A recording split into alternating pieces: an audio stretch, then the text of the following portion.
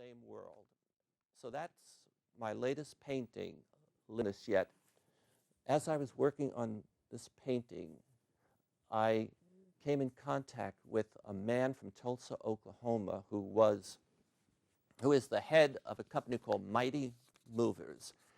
And he was hired by an executive to move his furniture, as well as his expensive BMW from Tulsa to San Francisco. And I met this man, and as we talked, I realized this man, who really had very limited education, had picked himself up to start his own company and was a productive member of society. Again, the president of Mighty Movers in Tulsa. And as I talked to him, I discovered he had an artistic talent, and I invited him to come to my studio and help me work out some details on that painting. And that's Chris right there from Mighty Movers in Tulsa, Oklahoma.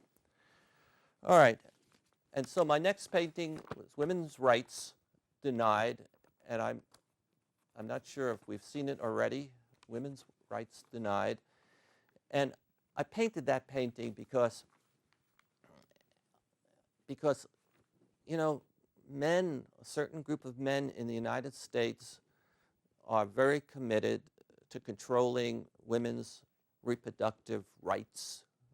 You know, and it's amazing. You know, many of them fit the category of the Republican Party, and clearly, in reality, you know, that's the group of where the group of men come that want to limit women's rights, and that's fine.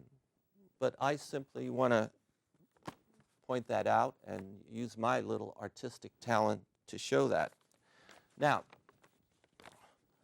the other day, Romney, who's running for president of the United States, made some statements about what he said, half the nation consists of moochers.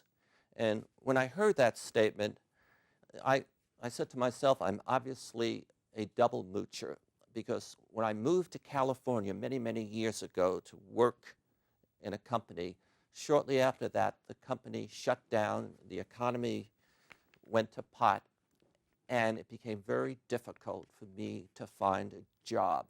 And I even moved from Silicon Valley up to San Francisco for a job, and the company went out of business. Over that 18-month period, 3 times I signed up for unemployment. That makes me a moocher, okay? However, on the 3rd time I was signed up, I worked also to develop my own company. And I started a research company, a business that was a think tank in advising IBM, AT&T, Siemens, and companies around the world on business opportunities. And I started to make money. And as soon as I started to make money, I became a second moocher, because I discovered that I felt entitled, and that the tax code was there for me to allow me to shelter and keep as much of my money as possible. And in a way, I was a moocher, because other people who were less fortunate than me were paying taxes, and they weren't able to keep as much as I was able to keep. So I was a double moocher. Now that allows me to introduce a painting that I also made because I wanted to capture visually how the rich shelters and leverages their money. And that's the painting. And if you notice, I know I've shown this at art critiques and everything, and the artists all say it doesn't make any sense to them. Well, you know, an umbrella is something that shelters us. An umbrella can shelter your gold. And if you look at the bottom on the right, that's a gold brick, and I know the photo isn't so good. So the umbrella is sheltering the gold brick, and I put it on an island. You know, I hear Governor Romney shelters his money in the Cayman Islands.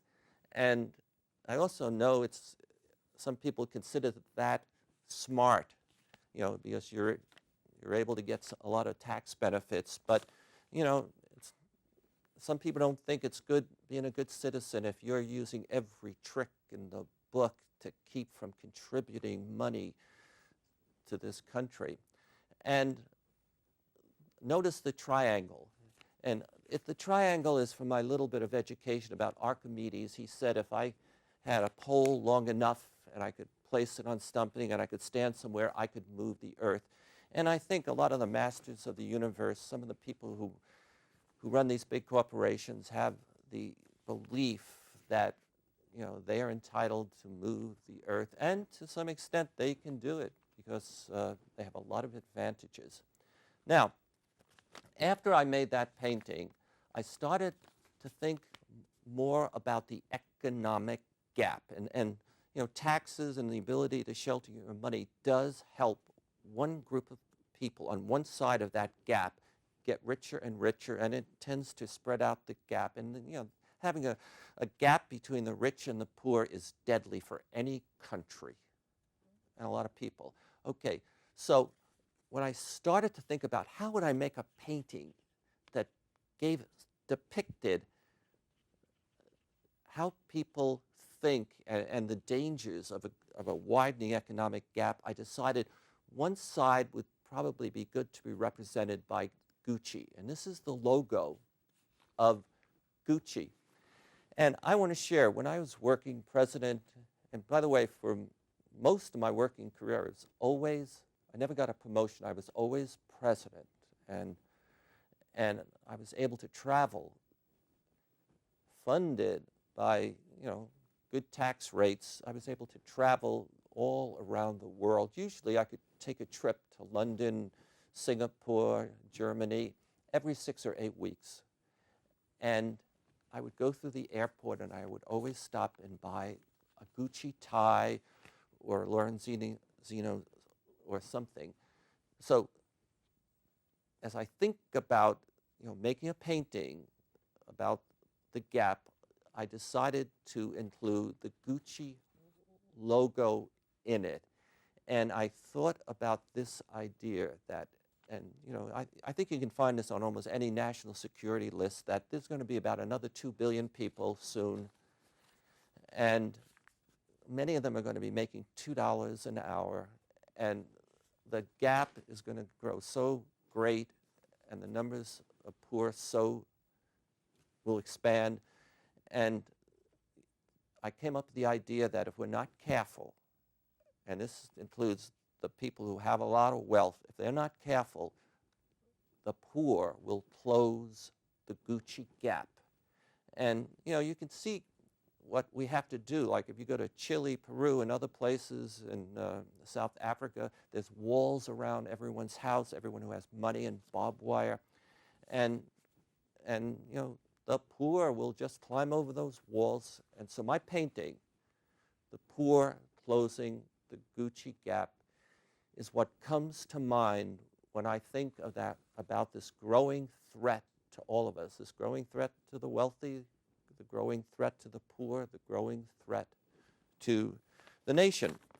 So that is the second painting that is in the category of the economic gap that I painted.